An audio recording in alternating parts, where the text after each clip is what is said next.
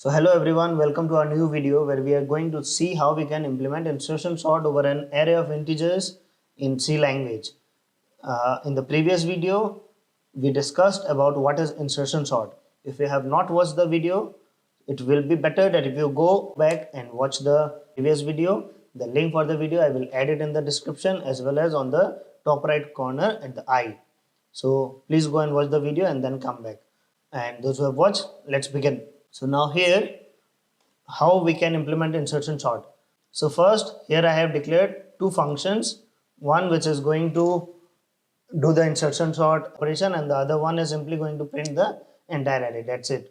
So here I have taken a integer array of some 6 elements. So here I have written a statement to find the length of the array, so that if we are changing the number of elements into the array, it does not matters for the entire program. So here first we are printing the array without sorting, and for printing it we are calling the print array function. Let's look at it. Is the simplest.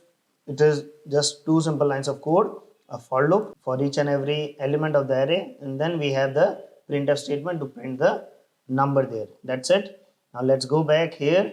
So here we have the insertion sort function being called.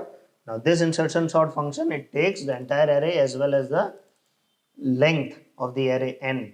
So here we are passing the entire array along with the length. Now here let's see.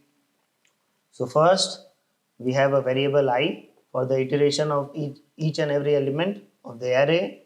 Then we have a key element which is going to store the key value which is being compared every time. Now key is the variable which is going to store the key value at every iteration, and j is the variable which is going to move back, because as I have discussed in the previous video that we need a variable to move back every time to compare the numbers. So here, as I said, the first element is going to remain as it is and we are going to start from the second element. So I is equal to 1, I less than n, I plus plus. Now every time whatever be the value for I, that element is going to be stored in the key value, and we have to compare every number 1 prior to the value of I. So here we have the value for j which is equal to I minus 1. Now till what time do we have to keep on moving towards the left and keep shifting the numbers?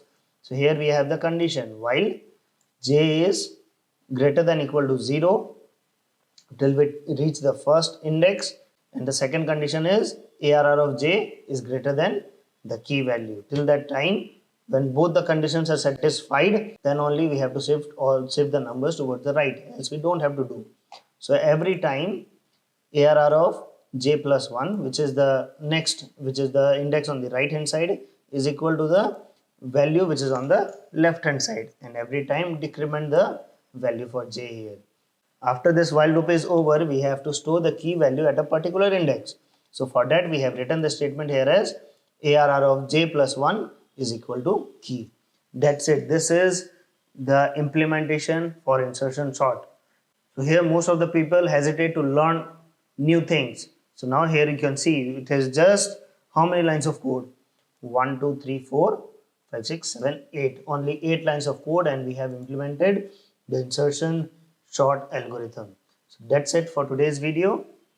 If you have any doubts, you can give us a comment in the comment section. We will definitely get back to your doubts, and please like to our video if you like the video, because that gives us a motivation to make new videos every time. And please subscribe to our channel to stay connected. So to get notified whenever we upload a new video, please press the bell icon so that you get a notification every time. Thank you very much. Keep learning.